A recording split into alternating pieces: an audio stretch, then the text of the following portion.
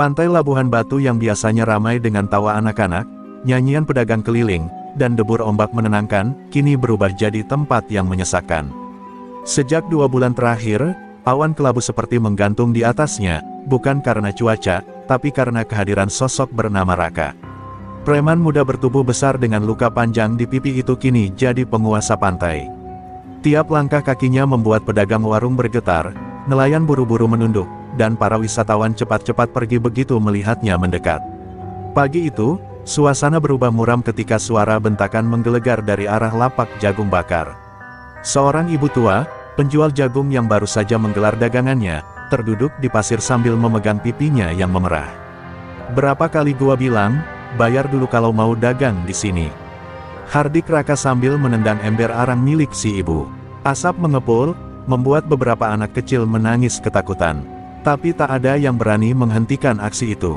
Semua hanya diam, menonton dalam bisu. Tak cukup dengan itu, Raka menyapu pandangan ke sekeliling, mencari korban berikutnya. Pandangannya jatuh pada seorang anak lelaki berumur 12 tahun yang menjual kerajinan dari batok kelapa. Anak itu menolak memberikan uang setoran yang baru seminggu lalu sudah ia bayarkan. Dengan wajah polos, ia mencoba menjelaskan, tapi tangan Raka lebih cepat, mendarat tepat di tengkuk bocah itu, membuatnya terjatuh dan terisak di atas pasir panas. Beberapa wisatawan mencoba merekam kejadian itu, tapi cepat-cepat mundur saat Raka melotot ke arah mereka. "Gua ini raja di sini. Kalau kalian semua nggak suka, minggat," teriak Raka sambil tertawa puas. Beberapa anak buahnya ikut tertawa di belakang, mengenakan jaket kulit hitam meski matahari terik menyengat. Mereka adalah preman-preman dari kota lain yang sengaja dibawa Raka untuk memperkuat kekuasaannya di pantai ini. Aparat sudah diberi jatah. Mereka berpura-pura tidak tahu, asalkan setoran tetap jalan tiap minggu. Para pedagang pantai, yang sebagian besar adalah warga asli Labuhan Batu, mulai kehilangan harapan. Warung-warung mereka sepi karena wisatawan enggan datang. Setiap hari adalah hari ketakutan. Suara debur ombak yang dulu menenangkan, kini terdengar seperti pertanda bencana. Tapi di balik semuanya, diam-diam ada sepasang mata yang memperhatikan semua itu dari kejauhan, di balik kursi kayu dan meja reyot yang berdiri di sudut pantai. Pak Gading, seorang pria tua berpakaian lusuh, sedang menyapu sampah-sampah plastik yang berserakan di pasir. Wajahnya datar, tangannya gemetar sedikit karena usia, tapi matanya menyimpan kilatan yang tidak biasa. Ia menyaksikan aksi Raka tanpa sepatah kata pun. Tak ada yang tahu siapa dia. Bagi banyak orang, ia cuma penjaga pantai tua yang rajin bersih-bersih tanpa pernah digaji.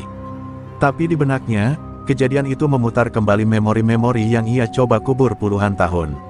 Angin laut meniup rambut putih di kepalanya. Ia menatap ke arah Raka, lalu menunduk sambil mendesah panjang. Dalam hatinya, ia berkata lirih, "Sudah cukup lama aku diam, tapi kalau anak-anak itu terus dilukai, mungkin waktunya aku bangkit." Tangannya mengepal. Laut yang dulu menjadi saksi keganasannya, kini seakan memanggilnya lagi. Langit perlahan memudar. Pantai Labuhan Batu, tempat yang dulu ia jaga dengan darah dan nyawa, kini kembali minta perlindungan. Setahun sebelum teror itu menguasai pantai Labuhan Batu, nama Raka belum dikenal siapa-siapa. Ia hanyalah preman rendahan di pasar belakang terminal kota, hidup dari mencopet dan membegal motor. Tapi setelah ditampung oleh seorang bos kriminal lintas daerah bernama Bang Ucup, Raka mulai menapaki jenjang baru dalam dunia hitam.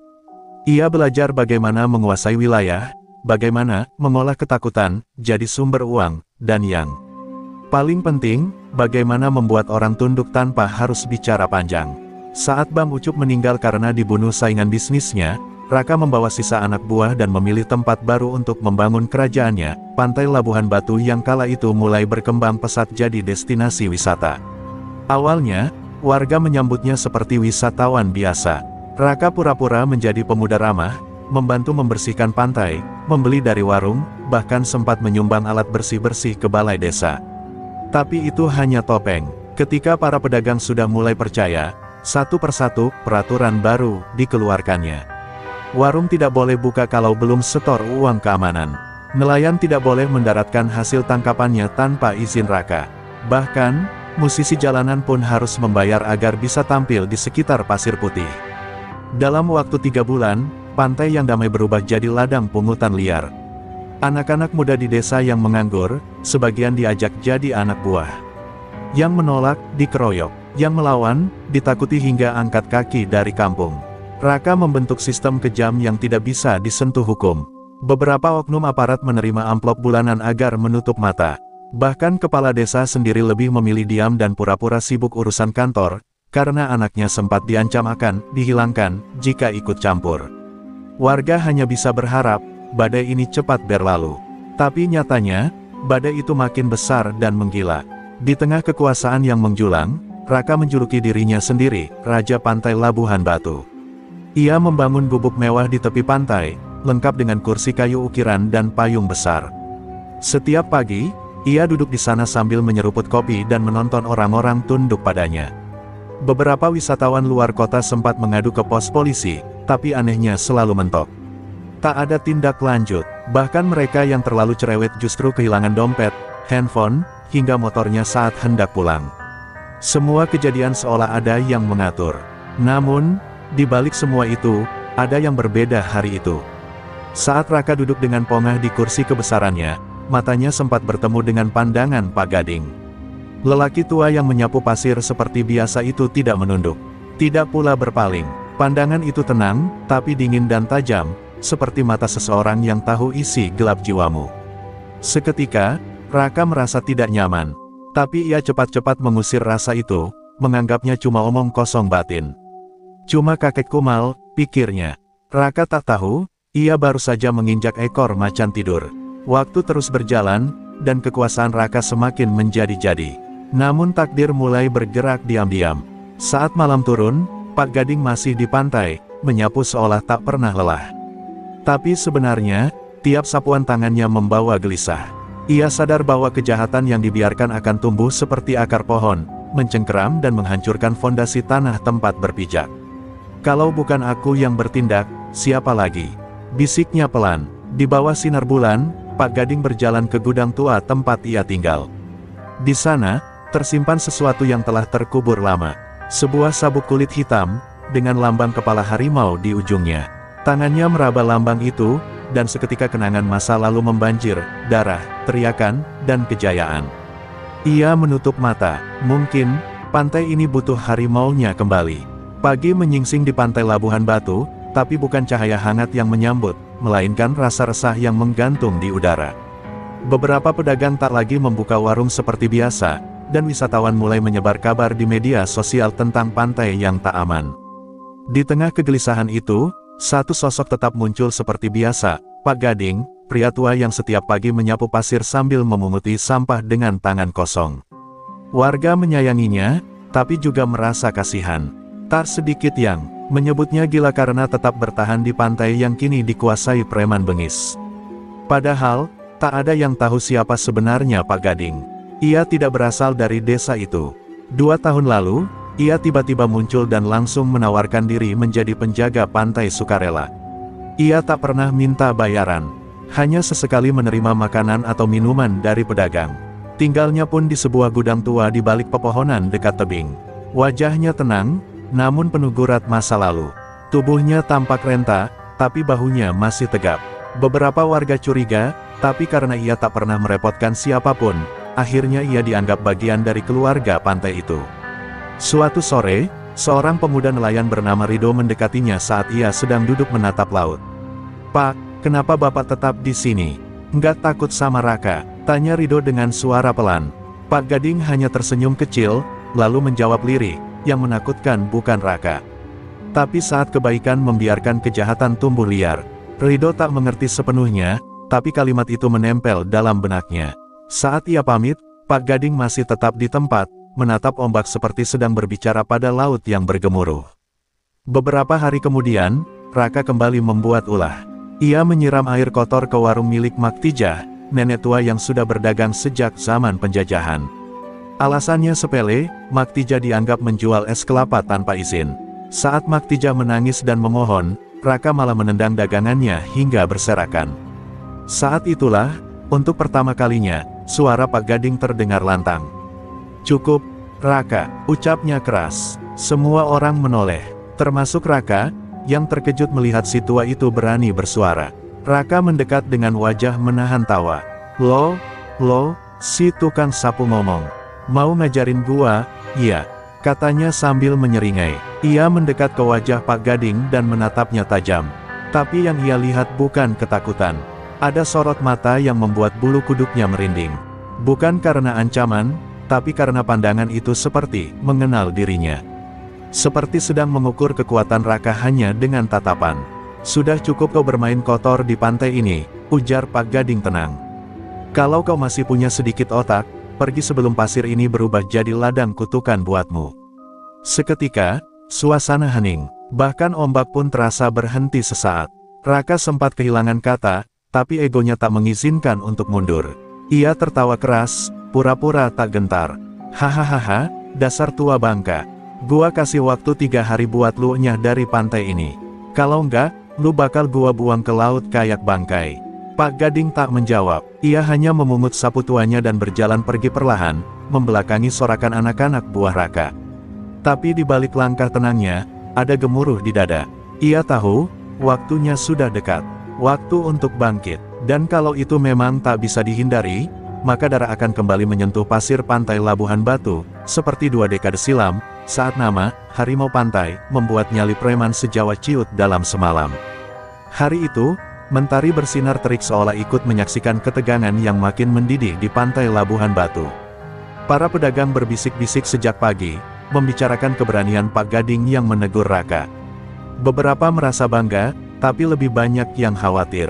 Mereka tahu betul sifat Raka, satu kata menyinggung saja bisa jadi malapetaka, apalagi kalau berani menantang di depan umum. Pak Gading pasti dikerjain habis-habisan, bisik Rido, nelayan muda yang semakin cemas melihat bayangan gelap masa depan pantai mereka. Raka sendiri tidak tinggal diam. Rasa malu karena ditantang oleh orang tua di depan umum membuatnya murka luar biasa. Gua harus kasih pelajaran, biar semua tahu siapa penguasa di sini. Geramnya kepada anak buahnya. Malam itu, dengan 7 orang preman bertubuh kekar, Raka bergerak ke arah gudang tempat Pak Gading tinggal. Mereka membawa pentungan, besi panjang, dan 1 jeriken bensin. Niatnya bukan sekadar mengusir, tapi menghancurkan. Pak Gading sedang duduk bersila di depan gudangnya, membakar rokok kretek dengan tenang. Wajahnya tak menunjukkan sedikit pun ketakutan saat melihat rombongan Raka datang. Waktumu udah habis, kek, ujar salah satu preman sambil mengayunkan besi ke tanah. Tapi Pak Gading hanya menatap mereka satu persatu, dan berkata lirih, kalau kalian datang dengan niat jahat, pastikan kalian siap tidak pulang. Kalimat itu membuat beberapa dari mereka menelan ludah, tapi Raka mendorong ke depan.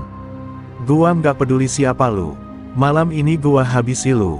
Tanpa aba-aba, 2 orang preman menyerang lebih dulu. Pentungan diarahkan ke kepala Pak Gading, namun dalam sekejap, tubuh renta itu bergerak. 1 langkah ke kiri, dan siku keras mendarat di pelipis penyerang pertama. Lelaki itu roboh seperti pohon tumbang. Yang kedua mencoba menusuk dari belakang, tapi tubuh Pak Gading berputar dengan presisi, lututnya menghantam dada lawan hingga terdengar suara retakan tulang. Raka dan yang lain terkejut. Mereka tak menyangka pria setua itu bisa bergerak secepat kilat. Apa-apaan ini? Bisik salah satu anak buah Raka yang mulai mundur perlahan. Tapi Raka justru makin panas. Ia maju sendiri, mengayunkan besi ke arah Pak Gading. Kali ini, benturan benar-benar terjadi, tapi bukan besi ke kepala, melainkan besi itu yang terpental karena ditangkis lengan Pak Gading dengan kekuatan yang tak masuk akal untuk orang seusianya. Dalam satu gerakan, Pak Gading mencengkeram leher Raka dan membantingnya ke tanah. Kau hanya bocah yang bermain api di hutan penuh bara, ucapnya dingin. Darah menetes dari hidung Raka. Ia mendongak, tak percaya. Matanya membulat saat melihat sosok Pak Gading berdiri tegap di bawah sinar rembulan, bayangannya menjulang seperti raksasa. Sisa anak buahnya tak berani mendekat. Mereka menarik Raka yang masih terguncang, menyeretnya kabur ke dalam kegelapan malam. Tidak ada kata-kata lagi. Tidak ada gertakan, hanya keheningan yang menghantui mereka. Keesokan paginya, kabar tentang peristiwa malam itu menyebar cepat. Semua pedagang, nelayan, dan warga sekitar mulai memandang Pak Gading dengan cara yang berbeda. Ia bukan lagi sekadar tukang sapu atau penjaga pantai.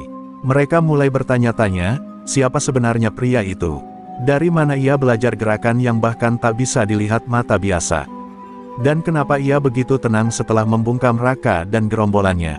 Namun Pak Gading tetap seperti biasa. Pagi itu ia menyapu pasir, menyingkirkan ranting dan sampah plastik sambil bersiul pelan. Tak ada kesombongan, tak ada pengakuan, tapi di hatinya, ia tahu, pertarungan yang sebenarnya baru akan dimulai. Karena Raka, dengan egonya yang terluka, tidak akan berhenti sampai kehancuran datang. Dan untuk pertama kalinya dalam bertahun-tahun, harimau Labuhan Batu kembali membuka cakarnya. Malam itu, Pak Gading duduk sendiri di tepi pantai, menatap ombak yang memecah perlahan. Angin laut meniup rambut putihnya, dan matanya yang teduh memantulkan kenangan lama yang selama ini ia pendam dalam diam.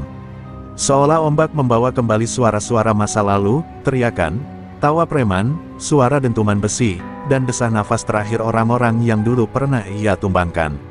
Ia tahu waktunya tak banyak, tapi sebelum badai besar datang, ia harus berdamai dengan masa lalunya. Dan malam itu, ia membuka kembali lembaran kelam yang selama ini dikuncinya rapat-rapat. 25 tahun lalu, namanya bukan Pak Gading. Ia dikenal sebagai Gading, harimau pantai, preman paling ditakuti dari Sumatera hingga Jawa.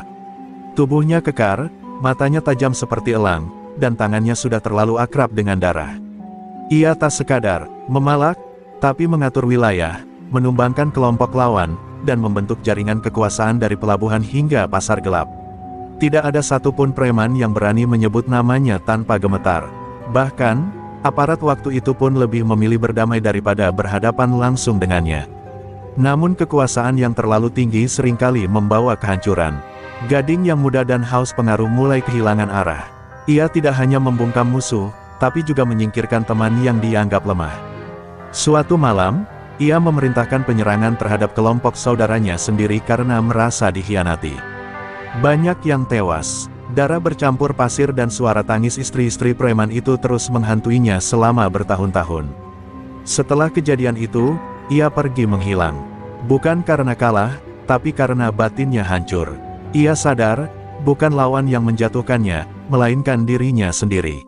Ia berjalan menyusuri pulau demi pulau, hidup sebagai nelayan, pekerja serabutan, hingga akhirnya tiba di Labuhan Batu, pantai kecil yang waktu itu masih sepi dan belum dikuasai siapapun.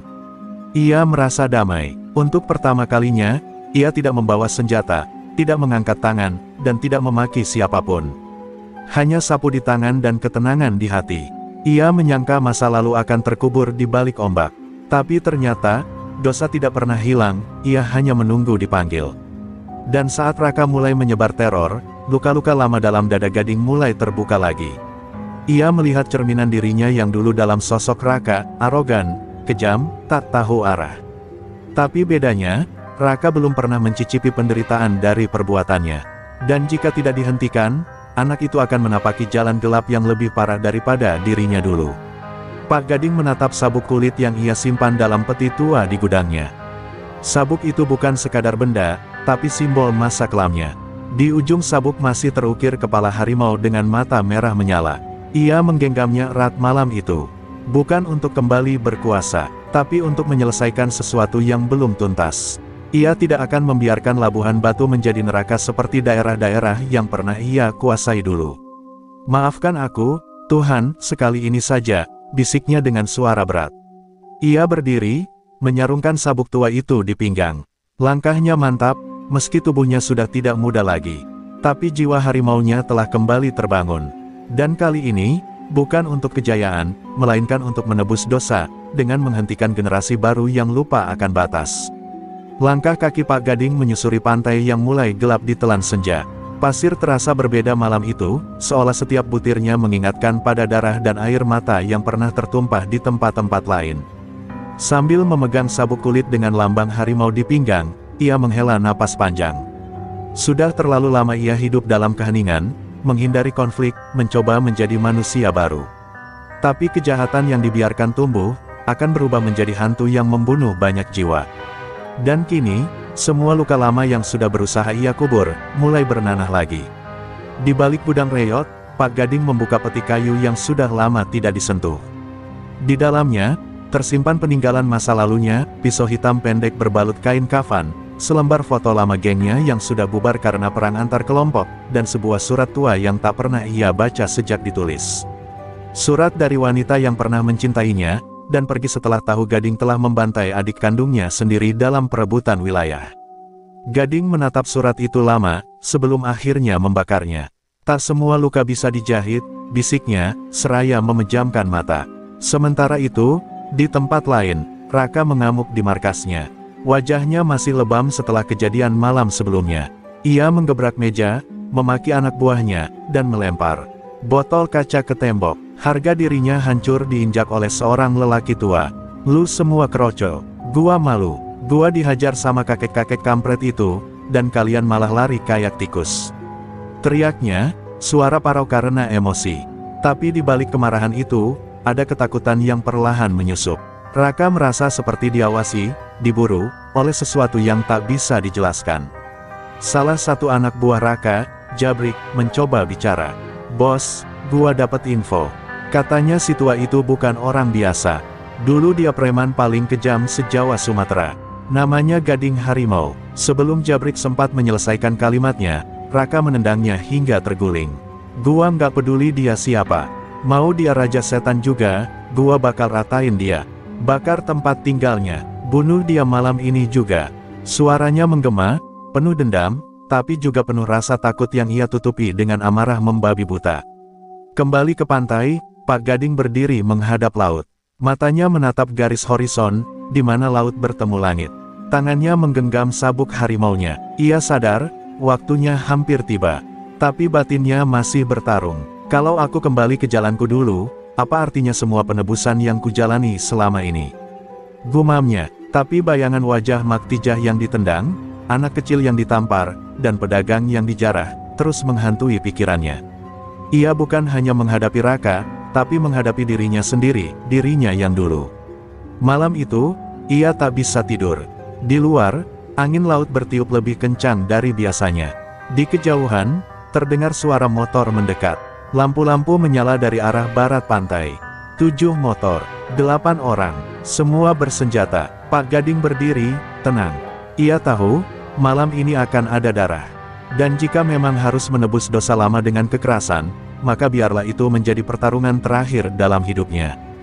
Bukan untuk berkuasa, tapi untuk menjaga. Dengan tangan mantap, ia menggulung lengan bajunya.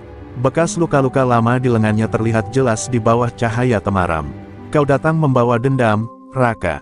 Tapi aku menyambutmu dengan kesadaran penuh," bisiknya pelan. Di tangannya, pisau pendek itu terasa seperti bagian dari dirinya yang telah lama tertidur.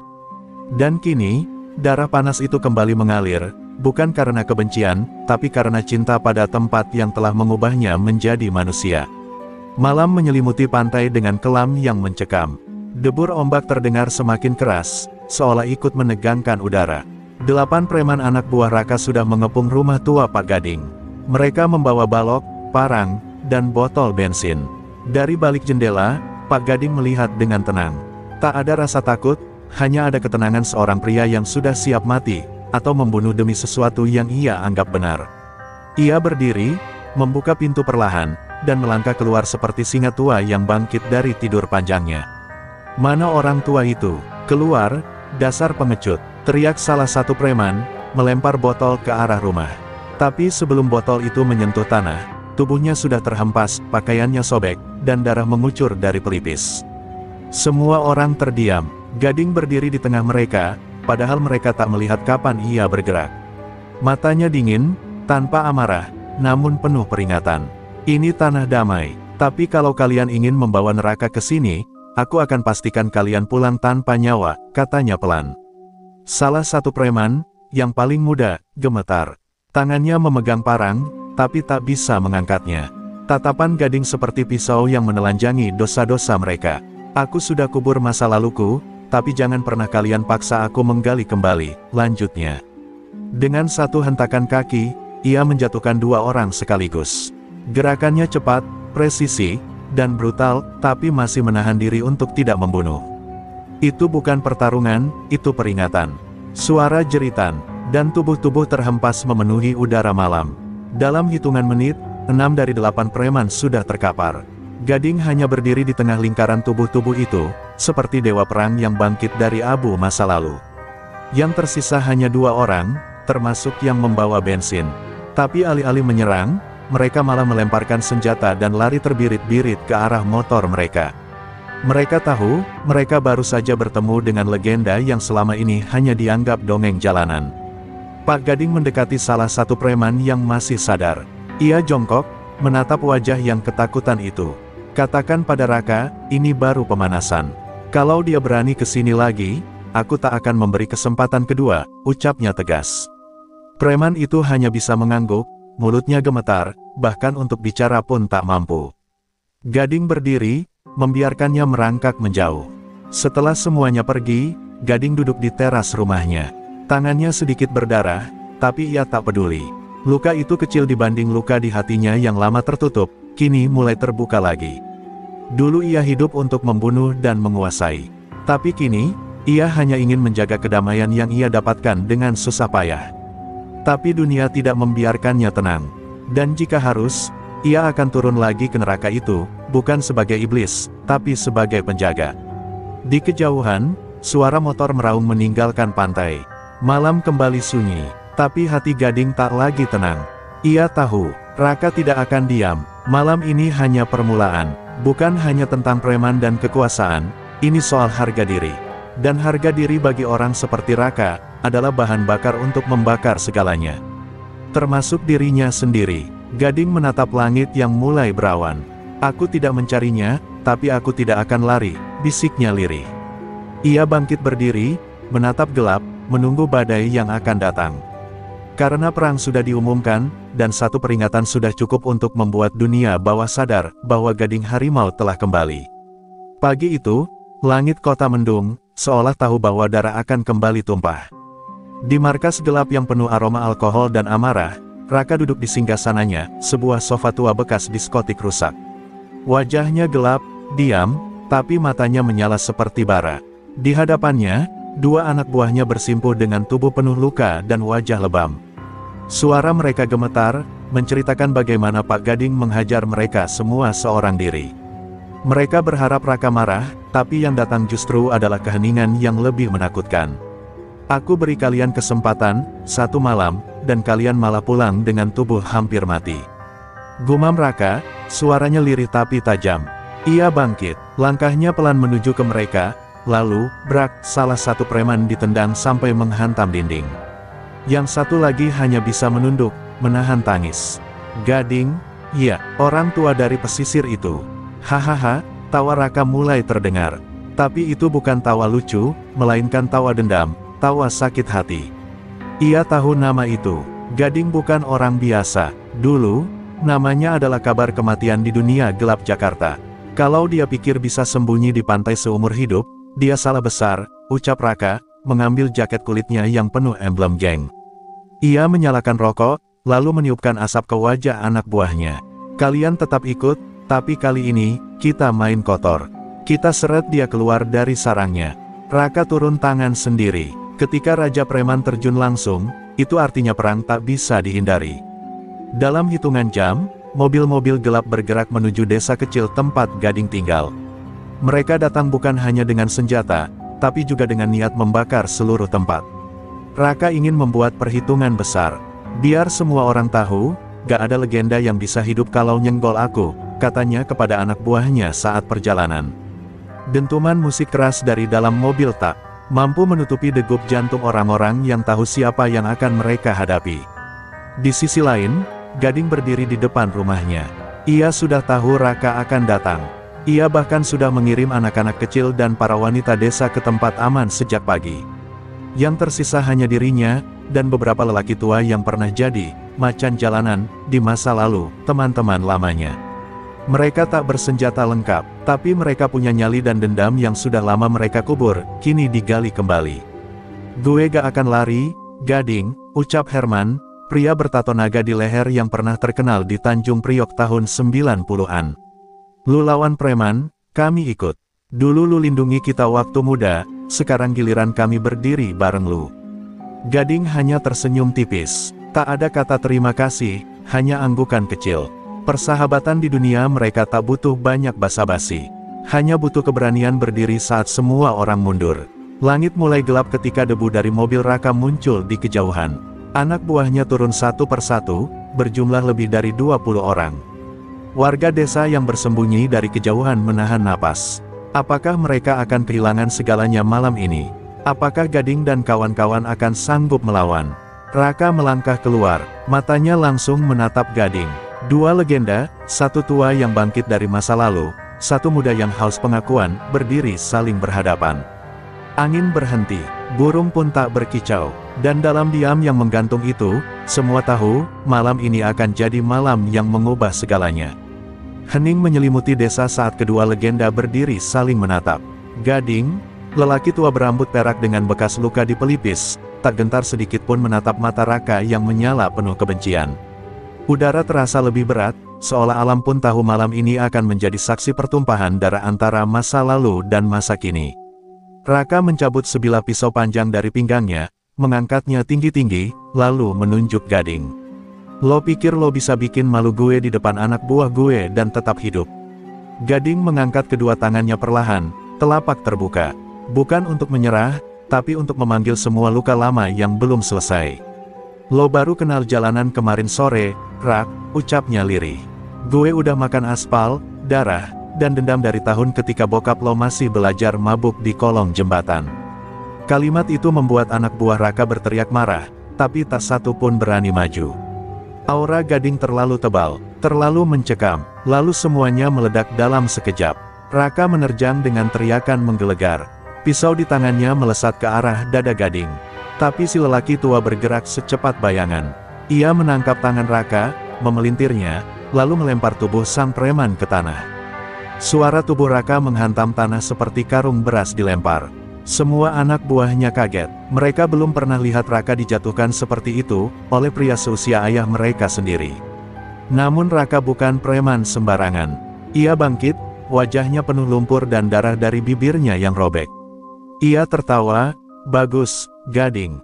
Lo masih punya taring. Lalu serangan berikutnya pun datang. Lebih cepat, lebih brutal. Keduanya saling adu pukul, saling tendang, saling tebas. Darah mulai mengucur, nafas mereka terengah, tapi tak satu pun mau jatuh lebih dulu. Ini bukan soal menang atau kalah, ini soal harga diri, soal siapa yang layak dikenang. Sementara itu, teman-teman lama Gading ikut menghadang anak buah Raka. Pertarungan pecah di beberapa titik desa. Tua lawan muda, mereka yang dulu disebut preman pensiun kini kembali menari dalam aroma darah dan debu. Tapi bukan untuk gengsi atau uang. Mereka bertarung karena menghormati seseorang yang dulu pernah menyelamatkan mereka dari kehancuran, Gading. Raka sempat menusukkan pisaunya ke perut Gading. Tapi Gading tak jatuh. Ia malah tertawa kecil, lalu menghantamkan kepala ke wajah Raka.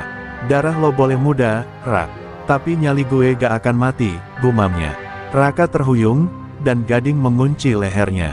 Suara napas Raka mulai tercekat. Tapi sebelum nyawanya lepas, salah satu anak buahnya melempar batu besar ke kepala Gading dari belakang.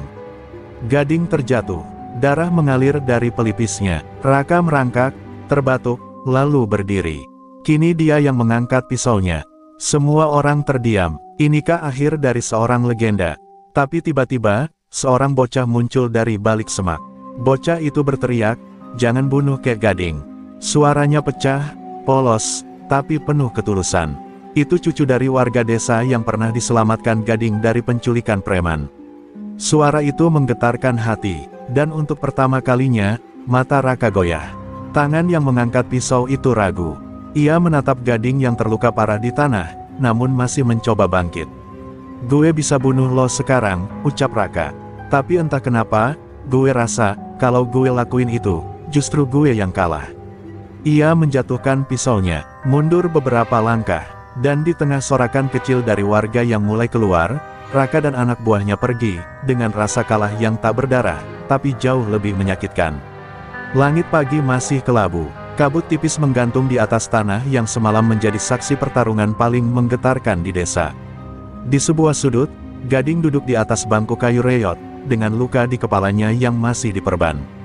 Napasnya berat, tapi matanya tajam, menatap jauh ke jalanan tempat Raka dan gerombolannya mundur tanpa kehormatan. Warga mulai berdatangan, bukan untuk menertawakan atau mengasihani, melainkan untuk memberi hormat. Beberapa membawa nasi bungkus, ada yang membawa air kelapa, dan anak-anak kecil hanya duduk di sekitarnya, memandangi pria tua yang baru saja menolak mati. Berita tentang malam itu menyebar ke seluruh penjuru. Bukan cuma di desa itu, tapi juga ke terminal-terminal, pasar gelap, dan kampung-kampung yang pernah jadi sarang preman. Semua menyebut satu nama, Gading. Bukan karena dia membantai, tapi karena dia berdiri untuk kehormatan, untuk sesuatu yang lebih besar dari ego dan dendam. Dunia gelap pun berubah. Preman-preman yang dulu mengandalkan kekerasan, kini mulai takut pada satu hal yang tak bisa mereka pukul, respek. Raka, ia tak pernah kembali. Kabarnya dia pergi ke kota lain, membawa luka di leher dan beban di dada. Sebagian bilang dia gila karena dihantui suara bocah kecil yang memohon agar ia tidak membunuh.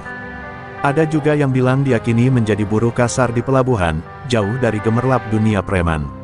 Tapi satu hal yang pasti, namanya perlahan tenggelam, sementara nama Gading justru semakin mengakar. Di malam hari, pemuda-pemuda desa mulai berkumpul di rumah Gading. Mereka belajar bukan tentang cara berkelahi, tapi bagaimana menjadi manusia yang punya prinsip. Gading tidak pernah menyombongkan masa lalunya. Ia hanya berkata, kalau hidup ini lo isi dengan ketakutan orang lain, lo bakal mati dalam kesepian. Tapi kalau lo hidup dengan memberi makna buat orang lain, nama lo bakal hidup lebih lama dari badan lo. Salah satu anak muda bertanya, apa artinya jadi jagoan, kek? Gading hanya tersenyum dan menunjuk ke langit, jagoan itu bukan yang ditakuti orang, tapi yang dicari ketika orang butuh. Kata-kata itu menjadi semboyan baru di desa itu. Diukir di kayu dan dipasang di balai desa. Dan nama Gading menjadi legenda, bukan dalam bentuk patung, bukan dalam bentuk cerita dongeng, tapi dalam cara orang hidup dan saling menjaga. Beberapa bulan kemudian, Gading meninggal dunia. Bukan karena luka atau dendam, tapi karena usianya memang sudah waktunya. Tapi yang membuat semua orang menangis bukan kepergiannya, melainkan bagaimana ia pergi, dalam damai, di pelukan orang-orang yang mencintainya. Seluruh desa berhenti beraktivitas. Bahkan para preman yang pernah berhadapan dengannya datang diam-diam, berdiri di kejauhan, memberikan hormat tanpa suara. Hari itu, hujan turun pelan. Seolah langit pun tahu, seorang legenda baru saja berpulang. Tapi tidak ada kesedihan yang menetap, karena semua orang tahu, nama Gading tak akan pernah mati. Ia hidup dalam langkah anak-anak muda yang kini berani berkata tidak pada ketidakadilan. Ia hidup dalam setiap senyum orang kecil yang dulu pernah diselamatkan. Dan ia hidup dalam setiap jiwa yang memilih jalan terhormat meski dunia menawarkan jalan pintas. Hari-hari berlalu sejak Gading dikuburkan di atas bukit kecil yang menghadap terminal tua, tempat semua cerita ini dimulai. Meski tubuhnya sudah tiada, napasnya masih terasa di setiap sudut desa. Nama Gading tidak sekadar disebut dalam bisik-bisik hormat, tapi dijadikan pelajaran hidup. Anak-anak kecil kini tumbuh tanpa rasa takut, remaja-remaja belajar keberanian, dan orang-orang tua duduk dengan dada tegak, karena mereka tahu pernah hidup bersama seorang legenda yang melampaui darah dan dendam. Terminal yang dulunya menjadi sarang para pemalak kini berubah menjadi pusat kehidupan. Para sopir, kernet, dan pedagang kecil bisa mencari nafkah tanpa dihantui preman. Mural besar bergambar siluet Gading dengan tulisan, "Jangan pernah tunduk kalau kau di jalan yang benar," terpampang di dinding tembok depan. Itu bukan sekadar seni, tapi peringatan abadi bahwa satu orang benar bisa mengubah wajah dunia yang gelap. Mereka yang dulu pernah menjadi bagian dari dunia hitam, kini banyak yang memilih jalur berbeda. Beberapa preman yang dulu kejam kini mengurus warung, sebagian lagi ikut mengajar silat untuk anak-anak, dan satu dua di antaranya ikut menjaga keamanan terminal. Tidak ada yang berani menyepelekan mereka, tapi tidak ada pula yang takut, karena mereka kini bukan penjajah, tapi penjaga. Semua itu karena satu nama, Gading. Di Jakarta, seorang wartawan muda pernah menulis artikel berjudul, "Gading, preman terakhir yang tidak mati dengan tangan berdarah." Artikel itu viral, membuat banyak orang bertanya-tanya siapa sebenarnya pria ini. Tapi mereka yang tahu, hanya tersenyum kecil dan berkata, kalau kamu harus bertanya siapa dia, mungkin kamu belum siap mengerti. Sebab Gading bukan sekadar tokoh, dia adalah sikap, pilihan, dan prinsip hidup yang tak bisa diajarkan di sekolah. Suatu malam, bocah kecil yang dulu ditolong Gading, namanya Rino, duduk di atas batu dekat makam sang legenda. Ia kini remaja, dan di tangannya tergenggam buku catatan kecil milik Gading yang dulu ia temukan di laci. Di dalamnya ada tulisan tangan kasar namun penuh makna, kalau kau tidak bisa menjadi orang kuat, jadilah orang yang membuat orang kuat berpikir 2 kali sebelum bertindak. Rino menghafalnya, lalu menutup buku itu pelan, matanya berkaca-kaca. Ia bersumpah suatu hari akan melanjutkan jejak itu, bukan dengan kekerasan, tapi dengan keberanian. Dengan cara berbeda, tapi dengan prinsip yang sama. Karena ia tahu, Gading tidak pernah ingin dunia ini dipenuhi kekerasan. Ia hanya ingin orang-orang kecil punya keberanian berdiri, punya suara, dan dihargai. Dan ketika malam benar-benar sunyi, orang-orang yang lewat makam itu kadang bersumpah mendengar suara tawa kecil, suara lelaki tua yang menyapa, "Heh, jangan nakal ya, dunia ini udah cukup keras, jangan tambah beban orang." Mungkin itu hanya imajinasi mereka. Tapi satu hal yang pasti, selama masih ada orang yang memilih berdiri untuk yang benar, Gading belum benar-benar pergi. Karena ada legenda yang mati di tangan waktu. Tapi Gading, ia hidup di tangan mereka yang memilih hidup dengan kepala tegak. Terminal kini sunyi, bukan karena mati, tapi karena semua mulai berjalan sebagaimana mestinya, tanpa pemalakan, tanpa rasa takut. Namun di balik ketenangan itu, masih ada bara kecil yang menyala. Bara yang disimpan oleh seorang gadis muda bernama Sekar, keponakan Gading, satu-satunya darah keluarga yang tersisa. Ia menyaksikan langsung bagaimana pamannya mati demi terminal, demi orang-orang kecil, dan demi harga dirinya. Sekar tidak lupa, dan tidak akan pernah. Sejak pemakaman Gading, Sekar jarang bicara. Namun tiap hari ia datang ke tempat pamannya bertarung terakhir kali. Ia diam, menunduk, dan memejamkan mata. Dalam sunyi itu, ia merasakan seolah-olah roh pamannya masih ada di situ, menunggu seseorang meneruskan perjuangan. Bukan untuk kekerasan, tapi untuk memastikan bahwa terminal ini tidak pernah lagi jatuh ke tangan yang salah. Tapi seperti kutukan lama yang selalu kembali, gerombolan baru mulai muncul dari sisi kota lain. Mereka belum tahu sejarah terminal ini. Mereka pikir, dengan Gading sudah tiada, tempat ini lemah. Pemimpin mereka, Royan, adalah preman muda yang ambisius, haus kuasa, dan tak tahu siapa Gading sebenarnya. Dengan 2 truk anak buahnya, ia mulai memungut uang keamanan dari pedagang kecil lagi. Sekar tahu, ini waktunya. Ia bukan petarung seperti pamannya, tapi ia cerdas. Diam-diam, ia mendekati mantan anak buah Gading, mereka yang dulu diselamatkan dan diajak tobat. Ia bicara, bukan dengan kemarahan, tapi dengan kepercayaan diri yang dibangun dari luka dan kenangan. Kalau kalian diam saja, maka semua darah yang pernah tumpah di sini sia-sia. Gading mati bukan untuk kalian jadi pengecut. Mereka yang mendengar kata-kata Sekar tahu, darah Gading benar-benar mengalir di dalam dirinya. Perlahan tapi pasti, orang-orang lama yang dulu menghormati Gading mulai bangkit. Para sopir, pedagang, bahkan satpam terminal, semua bersatu. Kali ini bukan satu orang melawan puluhan, tapi seluruh terminal berdiri bersama. Dan ketika Royan datang lagi dengan sombong, ia tidak disambut ketakutan, tapi tatapan tajam dari massa yang siap melawan. Pertempuran besar tak terjadi. Royan, meski muda, tidak bodoh. Melihat semua orang bersatu dan mendengar nama Gading diteriakkan berkali-kali, nyalinya menciut. Ia mundur perlahan, lalu lari bersama anak buahnya. Hari itu, terminal kembali selamat. Bukan karena pukulan, tapi karena keberanian yang diwariskan oleh satu orang yang kini sudah tiada. Gading menang sekali lagi, lewat orang-orang yang tak pernah ia paksa, tapi ia sentuh jiwanya. Sekar berdiri di atas pos kecil di tengah terminal, tempat pamannya dulu suka duduk. Ia mengangkat tangan, dan semua orang bersorak. Tidak ada darah hari itu, tapi air mata mengalir. Air mata kelegaan, air mata hormat. Pamanku mungkin mati, katanya lantang, tapi semangatnya tidak akan pernah kalian bunuh. Dan di malam itu, angin berhembus pelan membawa bau keringat dan asap kopi. Terminal hidup kembali, dan langit seperti menyimpan satu bintang yang bersinar lebih terang dari yang lain, seolah-olah Gading sedang tersenyum dari kejauhan, bangga pada mereka yang memilih berdiri di jalan yang benar. Beberapa minggu setelah Royan dan gerombolannya mundur, terminal kembali tenang. Tapi Sekar tahu, ketenangan itu hanya permukaan. Di balik senyuman pedagang dan tawa sopir, ada rasa was-was yang belum pergi. Royan memang pergi, tapi bukan berarti dia menyerah. Sekar mendengar kabar bahwa Royan kini bersekutu dengan kelompok lama dari luar kota, preman lintas daerah yang lebih terorganisir, lebih berbahaya. Pada malam yang dingin dan hujan deras mengguyur atap seng terminal, Sekar menerima surat tanpa nama. Isinya ancaman, warisan Gading akan kami kubur untuk selamanya. Sekar gemetar, bukan karena takut, tapi karena marah. Ia duduk di depan foto pamannya, menggenggam pisau lipat kecil yang dulu diberikan Gading padanya.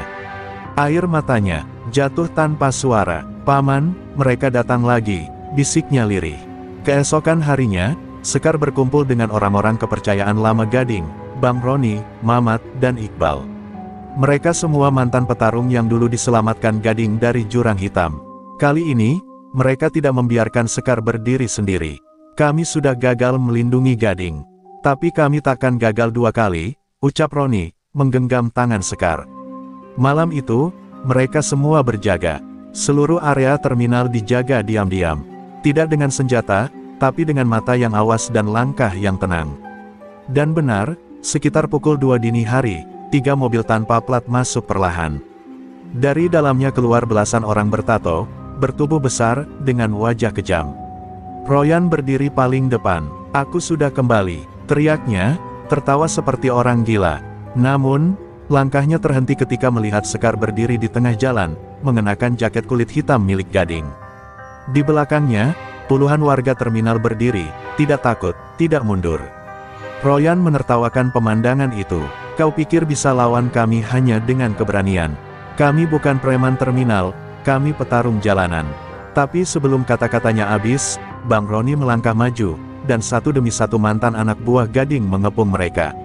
Pertempuran meledak, bukan sekadar adu fisik, tapi pertarungan antara dua dunia, yang satu haus kuasa, yang satu haus keadilan. Sekar tak tinggal diam.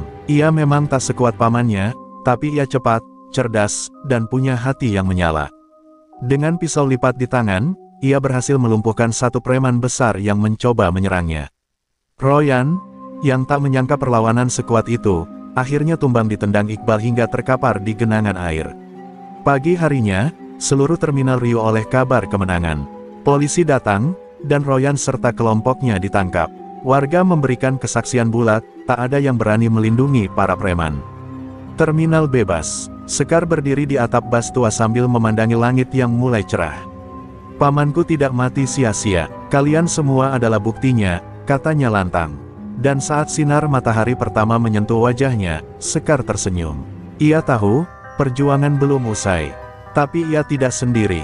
Langkah-langkah Gading akan terus bergaung di setiap sudut terminal, karena warisan sejati bukan kekuatan, melainkan keberanian untuk melindungi yang lemah meski harus berdiri sendirian. Meski Royan dan kelompok preman luar kota telah ditangkap, luka di hati Sekar belum sembuh. Setiap sudut terminal masih mengingatkannya pada darah pamannya yang tumpah di tanah ini. Ia mencoba tersenyum, membaur dengan para sopir dan pedagang, tapi setiap kali melihat bangku panjang tempat Gading biasa duduk minum kopi, matanya basah. "Paman, aku sudah menang. Tapi kenapa hatiku masih kalah?"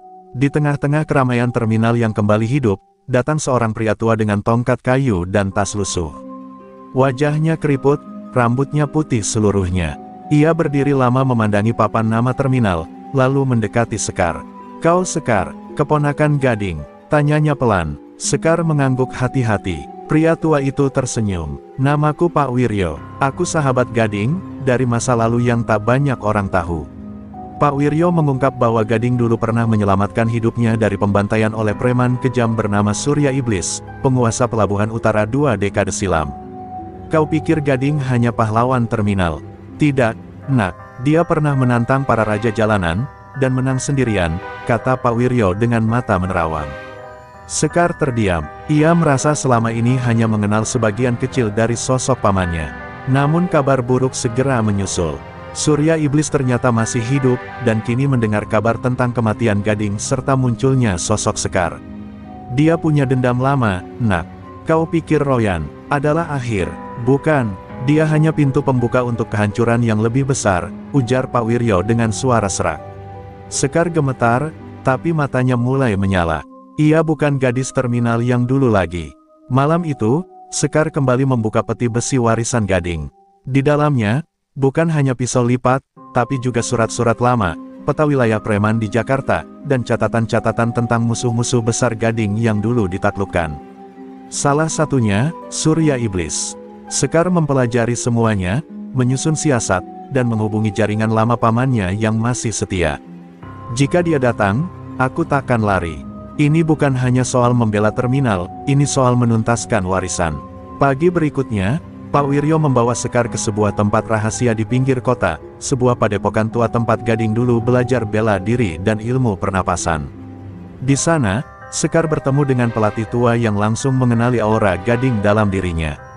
"Kau datang untuk melanjutkan jalan Gading?" tanya si pelatih. Sekar mengangguk. "Aku datang untuk memastikan darah Gading tak tumpah sia-sia lagi." Hari-hari berlalu dalam latihan keras. Sekar jatuh, luka, berdarah, tapi tidak menyerah. Ia belajar bukan hanya untuk bertahan, tapi untuk menghancurkan ketidakadilan. Dalam sunyi malam, ia berlatih sendiri dengan mata merah karena rindu dan amarah.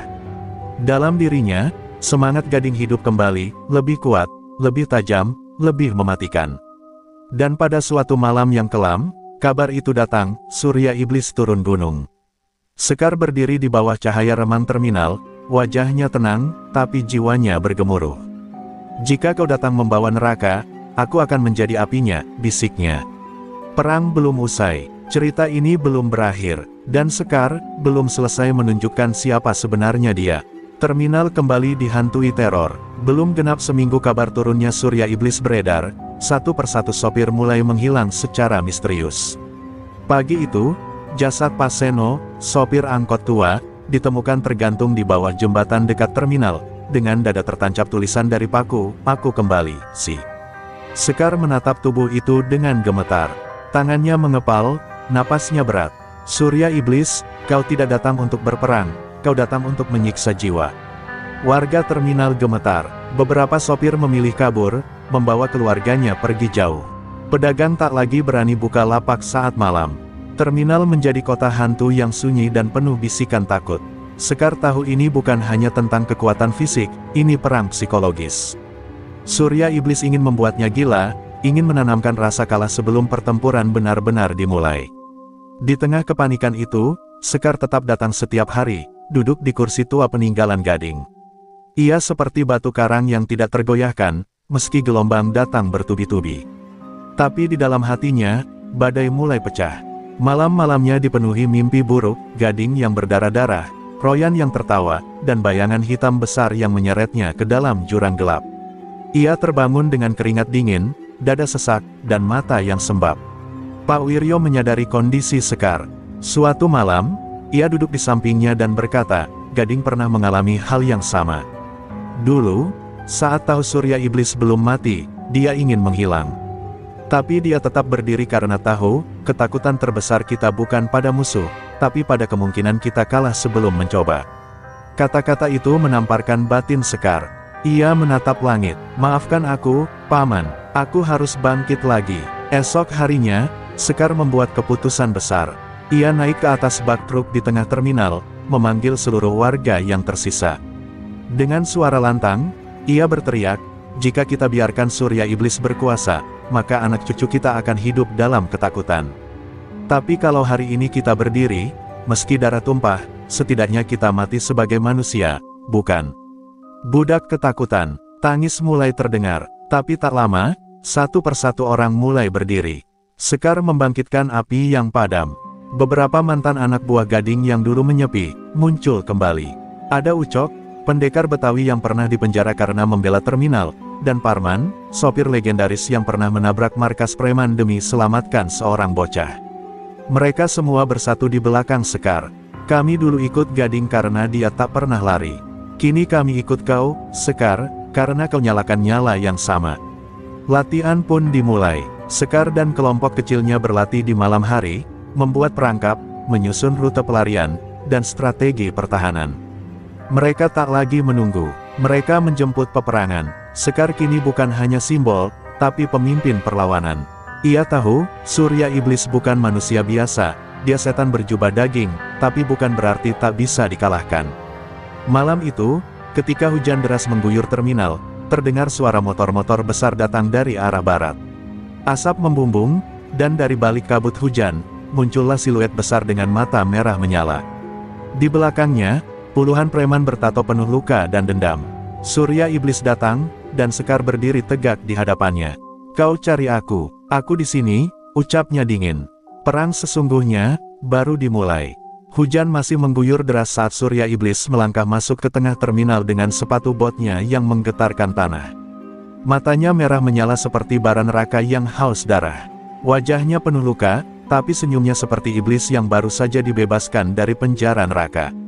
"Sekar," ucapnya pelan namun penuh ancaman, "kau pikir bisa sembunyi di balik bayangan Gading? Gading sudah mati, kini giliranmu." Sekar berdiri tegak, tubuhnya kuyup, tapi matanya menyala oleh bara dendam dan tekad. Ia tidak menjawab dengan kata, tapi dengan langkah. Langkah maju satu demi satu, melewati kerumunan pasukan Surya yang menyeringai mengejek. Di belakang Sekar, Parman, Ucok, dan puluhan pejuang terminal lainnya ikut berdiri, siap mempertaruhkan nyawa. Malam itu, mereka bukan hanya membela terminal, mereka membela martabat. Surya Iblis memberikan aba-aba, preman-preman langsung menyerbu, bersenjata besi, parang, dan bahkan rantai.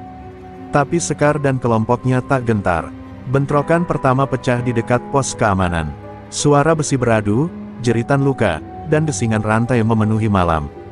Sekar melompat ke udara, menendang dua preman sekaligus ke bak truk. Ia tidak lagi hanya sopir, ia adalah warisan dari Gading, dan api pembalasan itu membakar seluruh tubuhnya. Ucok mengamuk dengan golok kayu di tangannya, menerjang 3 lawan sekaligus.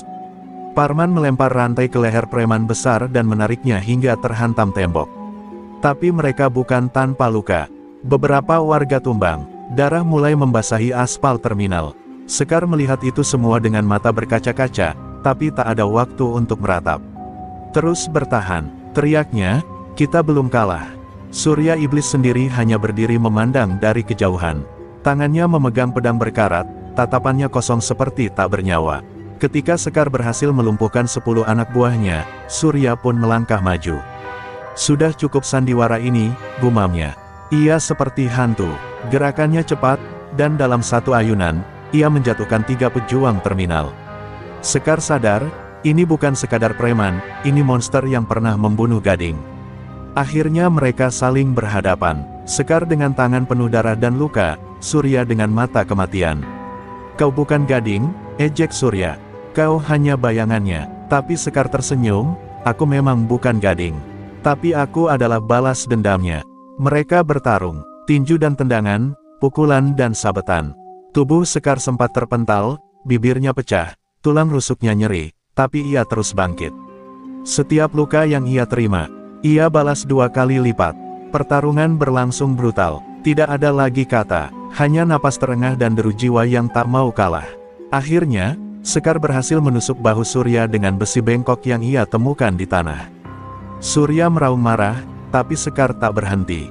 Dengan sisa tenaganya, ia melompat dan menendang Surya ke arah tiang listrik hingga roboh menimpanya. Terminal berguncang, dan semua hening. Apakah itu akhir dari iblis? Saat semua tampak reda, Sekar jatuh berlutut, tubuhnya bergetar, air mata dan darah bercampur di wajahnya. Ia memandangi para korban yang tergeletak, baik kawan maupun lawan. Tangisnya pecah. Ia menang, tapi harga dari kemenangan itu adalah jiwa. Terminal kini sunyi, tak lagi penuh tawa, tapi penuh pelajaran. Bahwa kebebasan, kehormatan, dan keberanian, selalu dibayar dengan darah. Terminal masih basah oleh hujan dan darah saat Sekar berdiri di tengahnya, tubuhnya gemetar namun matanya menatap langit yang perlahan cerah. Surya Iblis sudah tak bergerak, tertimbun tiang listrik yang patah dan puing-puing pertempuran. Tak ada lagi teriakan, tak ada lagi suara denting besi. Hanya angin malam yang menyapu dengan sunyi, seperti sedang memberi hormat pada mereka yang gugur demi harga diri. Parman datang terlatih, luka di dadanya terbuka, tapi ia tetap tersenyum. "Kau menepati janjimu, Sekar," katanya pelan. "Gading pasti bangga." Sekar hanya mengangguk, air matanya tak bisa lagi dibendung. Bukan karena kemenangan, tapi karena kehilangan. Banyak yang tak sempat mengucap selamat tinggal. Banyak yang jatuh demi melindungi tempat yang sering dianggap remeh, sebuah terminal kumuh di pinggiran kota. Warga perlahan keluar dari persembunyian. Mereka memandang Sekar dengan tatapan yang berbeda, bukan lagi kasihan, bukan lagi ragu. Mereka menatapnya seperti seorang pahlawan. "Sekar, Sopir wanita yang dulu diremehkan, kini berdiri sebagai lambang perlawanan, simbol keberanian, dan penerus semangat almarhum Gading, suaminya. Tapi Sekar tidak merasa seperti pahlawan. Ia merasa hanya seorang istri yang melunasi janji kepada orang yang dicintainya. Beberapa hari kemudian, jenazah para pejuang dimakamkan dengan layak. Terminal dibersihkan oleh warga, bukan karena takut, tapi karena bangga. Tidak ada lagi preman yang berani lewat. Nama Surya Iblis jadi kutukan yang hanya dibisikkan. Dan nama Sekar jadi legenda. Anak-anak mulai mendengar kisahnya di warung kopi. Tukang ojek bercerita tentang bagaimana ia melompat menendang preman dengan ilmu warisan. Sekar tidak tinggal di terminal selamanya. Ia memutuskan pergi, berkeliling dari kota ke kota dengan bas warisan Gading yang ia hidupkan kembali. Di kaca depannya, tertulis, "Bis Perjuangan, untuk yang tak mau dilukai lagi." Ia menjadi simbol harapan, melindungi para sopir, kernet, pedagang kecil, dan siapa saja yang pernah diinjak oleh sepatu premanisme. Satu kali, dalam sebuah perjalanan malam, seorang gadis kecil bertanya padanya, "Bu, apa ibu nggak takut lawan preman?" Sekar menoleh, tersenyum pelan, dan menjawab, "Takut itu wajar. Tapi membiarkan ketakutan menguasai kita, itu yang membuat kita kalah." Kalimat itu terus terngiang bahkan setelah bas itu hilang di telan malam. Terminal yang dulu penuh ketakutan, kini berubah menjadi tempat yang damai. Bukan karena tidak ada ancaman, tapi karena ada warisan keberanian yang ditinggalkan. Warisan darah dan cahaya. Orang-orang menyebutnya kutukan Sekar, karena siapapun yang mencoba menindas tempat itu akan selalu dihantui oleh semangat wanita yang pernah berdiri sendirian, melawan puluhan preman, dan menang. Di ujung senja, ketika langit jingga dan suara klakson terdengar sayup-sayup, banyak yang bersumpah pernah melihat Sekar melintas dengan bas tuanya, tersenyum, melambaikan tangan, dan menghilang ke jalan panjang. Tanpa akhir, ia tak pernah benar-benar pergi. Karena Sekar adalah legenda, dan legenda tak pernah mati.